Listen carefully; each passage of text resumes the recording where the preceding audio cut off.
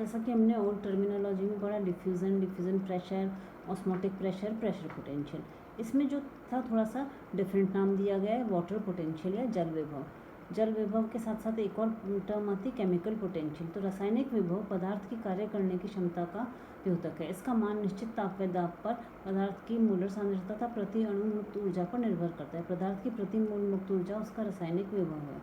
जो जल होता है उसका केमिकल पोटेंशियल शून्य होता है। जैसे कि अब हमने देखा था डिफ्यूज़न प्रेशर जो होता है जल का सर्वाधिक होता है, जब उसमें इसमें शून्य हो गया, उसमें सर्वाधिक था, इसमें शून्य हो गया मॉडर्न टर्मिनोलॉजी में। फिर उसमें अगर कोई सॉल्यूट मिलाया जाए तो वो जल का जो रासायनिक विभव होता है वो कम हो जाता है, जिसके कि जल विभव कहते हैं। तो वहाँ हम क्या देख रहे थे, डिफ्यूज़न प्रेशर सर्वाधिक होता है और उसका डिफ्यूज़न, उसमें अगर कोई विलय मिलाया जाए तो उसका डिफ्यूज़न प्रेशर कम हो जाता है। यहाँ पे क्या हो रहा है, जल का रासायनिक विभव शून्य होता है और विलय की उपस्थिति से वो कम हो जाता है। पर क्योंकि यहाँ पहले ही शून्य दे दिया तो कम होगा, तो उसकी मात्रा क्या होगी, वाटर पोटेंशियल की ऋणात्मक।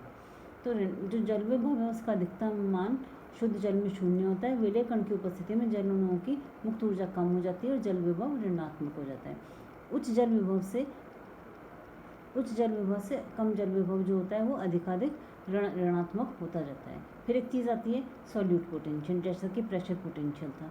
इस जो वाटर पोटेंशियल होता है उसको हम इस ओमेगा से डिनोट करते हैं।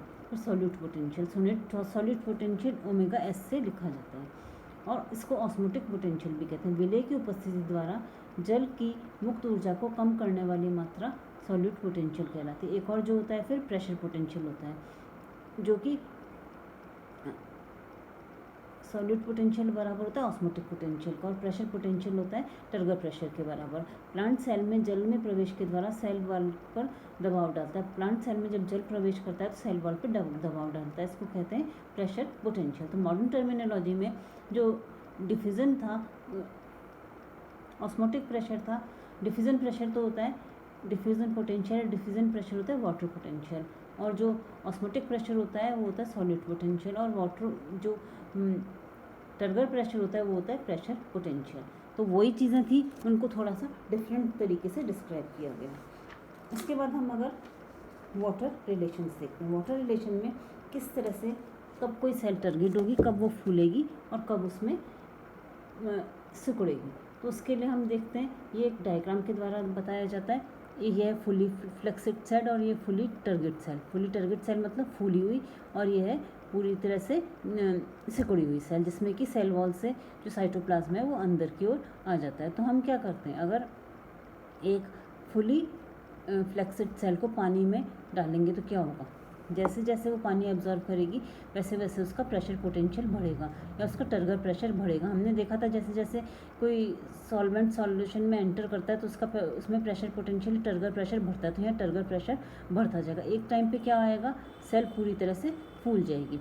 फिर अगर इस फुली टारगेट सेल को किसी ऐसे किसी सॉल्टी सॉल्यूशन में या किसी में रखा जाए जो कि जिसमें कि इससे बाहर की ओर पानी जाएगा, तो क्या होगा, फुली टारगेट सेल होती है वो धीरे धीरे धीरे धीरे फ्लेक्सिड होती जाएगी और वो पूरी तरह से वापस से सिकुड़ जाएगी।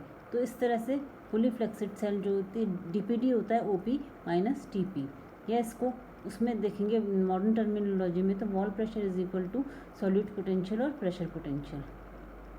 अच्छा, जब ये सेल अगर फुली टारगेट हो जाएगी तो क्या होगा, ये और अधिक पानी को एब्जॉर्ब करने में असमर्थ होगी, तो इस समय इसकी डीपीडी हो जाएगी 0।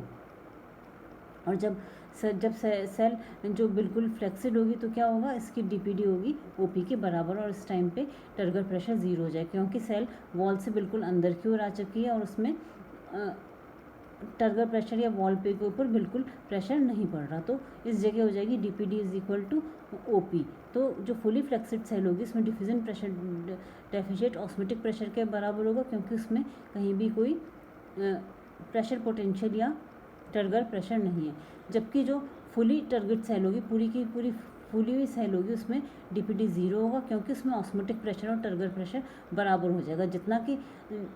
जितना ज़्यादा ऑस्मोटिक प्रेशर होगा उसी के बराबर टर्गर प्रेशर होगा, तो उसमें और अधिक वाटर एब्जॉर्ब करने की क्षमता अब नहीं रहेगी। तो इस तरह से DPD is equal to OP minus TP, जिसको कि सिग्मा डब्ल्यू और एस प्लस पी से डिनोट करते हैं। तो वाटर रिलेशंस में क्या क्या हुआ, सबसे पहले वाटर का स्ट्रक्चर, उसके बाद इम्बाइबेशन, उसके बाद डिफ्यूज़न, उसके बाद डिफ्यूज़न प्रेशर, फिर उसके बाद ऑस्मोटिक प्रेशर, फिर टर्गर प्रेशर, फिर नई टर्मिनोलॉजी में देखें तो वाटर पोटेंशियल, सॉल्यूट पोटेंशियल और प्रेशर पोटेंशियल। अच्छा, थोड़ा हम वापस से एक बार इम्बाइबेशन के बारे में पढ़ें। इम्बाइबेशन क्या होता है? वाटर रिलेशन में एक चीज़ आती है इम्बाइबेशन या अंतः शोषण।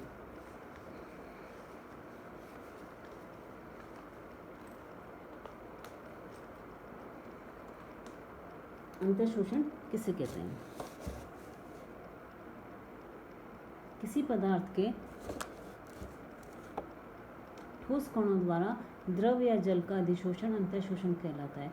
अंतःशोषण करने वाला पदार्थ अंतःशोषक इम्बाइबेंट कहलाता है। इसके कारण क्या होता है? अंतःशोषण के कारण पदार्थ के आयतन में वृद्धि होती है। किसी पदार्थ के ठोस कणों द्वारा द्रव या जल का अधिशोषण, अंतःशोषण करने वाला पदार्थ इम्बाइबेंट कहलाता है, उसके आयतन में वृद्धि होती है। प्रोटीन जो होता है उसमें इम्बाइबेंट पावर ज़्यादा होती है, क्योंकि प्रोटीन में सेल्यूलोज स्टार्च की तुलना में अंतःशोषण की क्षमता अधिक होती है। इसलिए प्रोटीन युक्त बीज, सोयाबीन, मटर जो होते हैं, आपने देखा गेहूं और मक्का की तुलना में अधिक फूलते हैं। इम्बाइबेशन के हमको डे टू डे लाइफ में बहुत सारे एग्जाम्पल देखने को मिलते हैं, जैसे कि अंकुरित होते हुए बीज या जर्मिनेटिंग सीड में जो जल का अवशोषण होता है वो इम्बाइबेशन के द्वारा होता है। इम्बाइबेशन में क्या होता है? सीड कोट जब सीड में होता है, सीड कोट तो कम फूलती है, जबकि बाकी जो कॉटिलिडन्स होते हैं वो ज़्यादा पानी ऑब्जर्व करते हैं, जिसके कारण की सीड कोट फट जाती है और रेडिकल बाहर आ जाता है। इसके अलावा लाइकेन, मॉस, सिलेजेनेला जो होते हैं वो वातावरण में नमी को अवशोषित कर अपने अंदर वाटर की मात्रा को बनाए रखते हैं। दूसरा, आपने देखा होगा कई जगह जो चट्टानें होती हैं उनके बीच में लकड़ी को फंसा दिया जाता है। लकड़ी में क्या होता है? ठोस होती है, ये जल का अधिशोषण करती है, जिससे कि लकड़ी फूल जाती है और चट्टानें फट जाती है। इसके अलावा वर्षा ऋतु में जो दरवाजे होते हैं वो उनका फूलना भी इम्बाइबेशन के द्वारा होता है। तो इस तरह से इम्बाइबेशन एक प्रॉपर्टी है जिसके के द्वारा ठोस पदार्थ फूल जाते हैं। इसका अगर प्रैक्टिकल उपयोग देखेंगे तो कहाँ होगा? जर्मिनेटिंग सीड के में, लाइकेन, मॉस और सिलेजेनेला में, चट्टानों को तोड़ने में, और वर्षा ऋतु में जो हम डे टू डे एग्जाम्पल में देखते हैं दरवाजों का फूलना। तो इम्बाइबेशन क्या हुआ? किसी पदार्थ के ठोस कणों द्वारा द्रव या जल का अधिशोषण, अधिशोषण कहलाता है अंतःशोषण, और वह पदार्थ जो अंतःशोषण करता है वो अंतःशोषक या इम्बाइबेंट कहलाता है। इसके फलस्वरूप पदार्थ के आयतन में वृद्धि होती है। प्रोटीन्स अगर हम फूड मटेरियल में देखेंगे या एडिबल थिंग्स में देखेंगे तो जो प्रोटीन होता है उसमें स्टार्च या सेलुलोज की तुलना में अंतःशोषण की क्षमता अधिक होती है। यही कारण है कि प्रोटीन युक्त बीज जैसे कि सोयाबीन, मटर आदि हैं, वो गेहूं, मक्का आदि जो अधिक स्टार्च युक्त सीड्स हैं उनकी तुलना में ज़्यादा अधिक फूलते हैं। Thank you.